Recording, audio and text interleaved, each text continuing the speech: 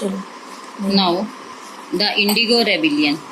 The European trader wanted the Indian tiller to cultivate indigo on some portion of their land, failing which the cultivator had to tolerate advertise like being kidnappers, like being kidnapped, their women and children being tortured and their crops being destroyed and burned.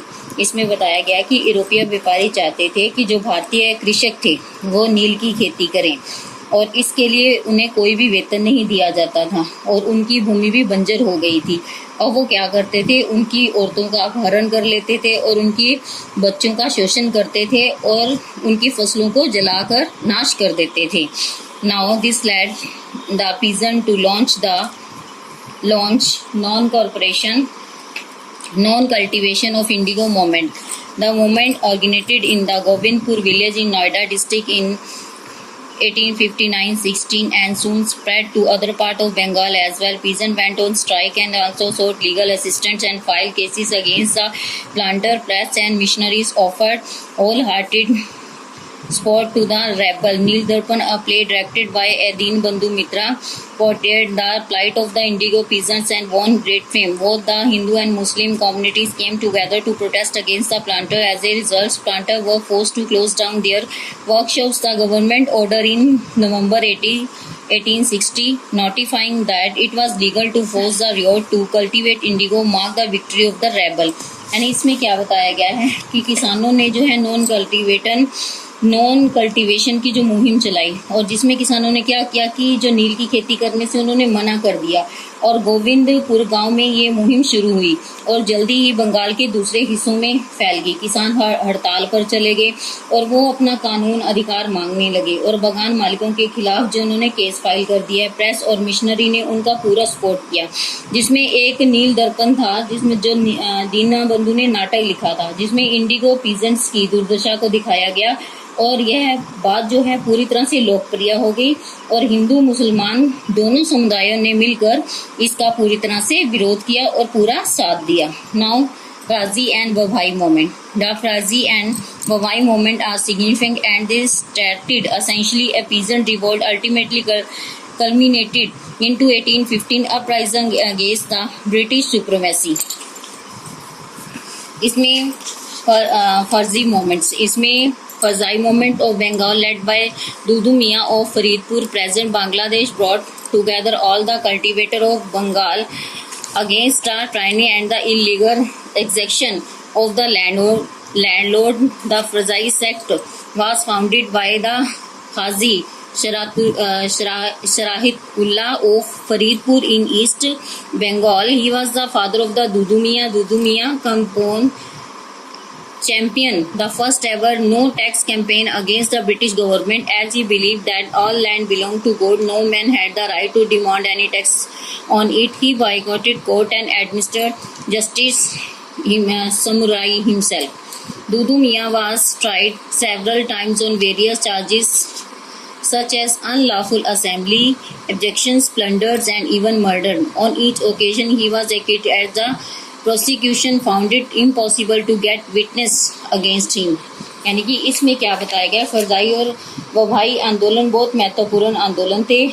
इसके अनुसार जो है किसानों के दुखों का अंत हुआ और 1857 की ब्रिटिश क्रांति की सर्वोच्चता का इन्होंने विरोध भी किया। जैसे ब्रिटिश लोग जो हैं अपने आप को सर्वोच्च मानते थे, यानी वो सबसे उच्च मानते थे, उनकी सर्वोच्चता का पूरी तरह से इन्होंने अंत किया।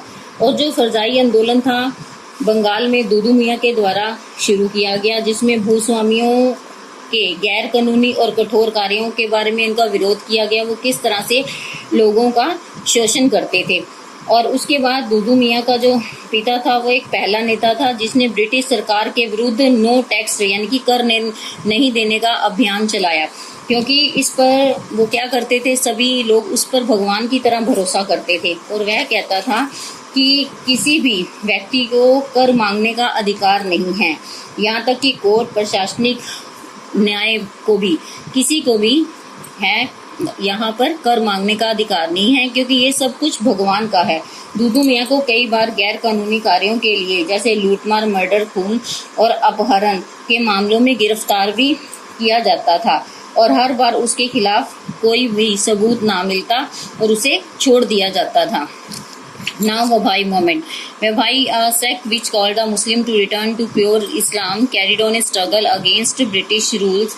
Its leader Syal Ahmad of Raebareli was determined to restore Muslim power in India. Muslims from all walks of life, priests, merchants, soldiers, and preachers, peasants participated in the movements, which soon spread across Bengal, Bihar, Punjab, Northwest Frontier Province, and also in Hyderabad, Madras. The movements were primarily religious in origin, but soon assumed the characters of class struggle in some places, especially in Bengal, where irrespective of communal distinction, peasants united against their landlords. The Wahhabi movements was stronger during 1829.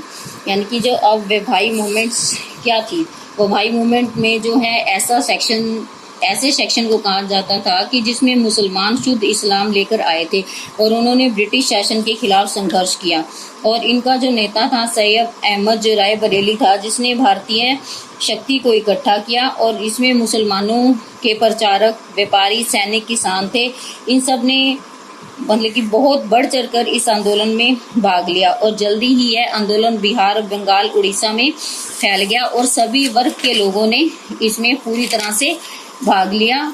और यह आंदोलन कोई धार्मिक आंदोलन नहीं था, बल्कि विभिन्न श्रेणियों ने बंगाल में समुदाय ने पूरी तरह से भूस्वामियों का विरोध किया।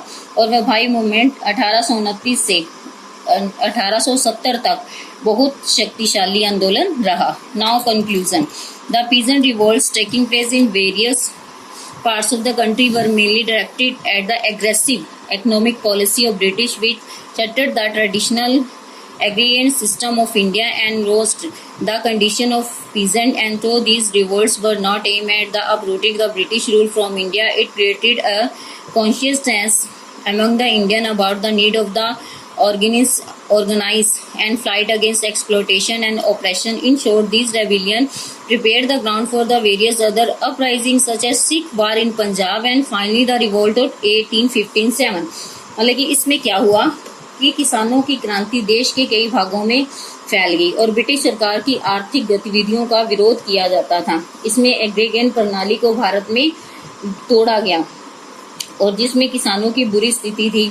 इस क्रांति का उद्देश्य केवल था कि जो ब्रिटिश लोगों को भारत से बाहर निकालना था, क्योंकि ब्रिटिश लोग क्या कर रहे थे, भारतीयों को शोषण कर रहे थे। अपने लाभ के लिए उन्होंने नीतियां बनाई हुई थी और इसी तरह से उन्होंने भारतीयों को जागृत किया। इन शॉर्ट में हम कह सकते हैं कि इस क्रांति ने एक मैदान शुरू किया जिसे सिख वार जो पंजाब में हुई और 1857 की क्रांति के लिए एक भूमिका तैयार होगी। यानी जो 1857 में क्रांति हुई थी, इन्हीं कारणों को मिलाकर वो क्रांति शुरू हो गई और इसी क्रांति के बीच जो है इस विद्रोह में बोए गए थे। Now tribal revolts. What is a tribe? The term tribe can be understood as the people belonging to the same race, practicing same culture, same religion, using the same language and inhabiting a specific region of a country. Tribes have always existed in the Indian subcontinent and their existence can be traced to the ancient Indian civilization. Tribes were never really a part of mainstream Indian life. They have always had a different socio-economic, political, religion structure but continue to be an integral part of the traditional Indian social structure.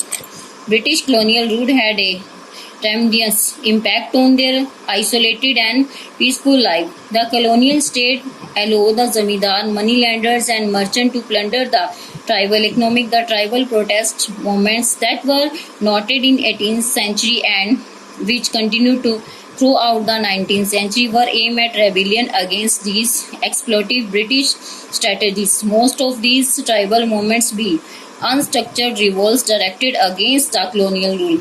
अब बताया गया है कि ये tribal revolts क्या थी। जो tribal है वो एक ही जाति का नाम है। ट्राइबल एक जाति का नाम है जो कि एक संस्कृति, धर्म, भाषा आदि से संबंधित है, जो किसी एक क्षेत्र में रहते हैं। जैसे ट्राइबल हैं भारतीय उपमहाद्वीप में रहते थे, उनकी सत्ता को हम एशियन यानी कि पुरानी सभ्यता में जीवित देख सकते हैं। ट्राइबल जो है भारतीयों के जीवन का मुख्य आधार थी। इसमें उनके सामाजिक, आर्थिक और धार्मिक ढांचे को अलग अलग रीति रिवाजों के रूप में देखा जा सकता है। बहुत से ट्राइबल होते हैं जो बंजारे हो रहे हैं या आदिवासी, बहुत से ट्राइबल आंदोलन किए गए जो कि भूस्वामियों के विरुद्ध थे, क्योंकि उनके ब्रिटिश लोग जो उनको उत्साहित करते रहते थे और उसके बाद उन पर भूमिकर लगाते थे। जंगलों में स्थानांतरित कृषि पर रोक लगा दी थी। जैसे स्थानांतरित कृषि वो थी कि एक बदल बदल कर कृषि करना, और इस तरह से कुछ महत्वपूर्ण क्रांतियों के बारे में हम विचार भी करेंगे जो इसी काल में हुई, यानी कि पूरी तरह से ब्रिटिश लोगों ने उनका शोषण किया और उनको जमींदारों और किसानों के लिए भड़काते थे कि वो उनके विरुद्ध विद्रोह करें और क्रांति करें।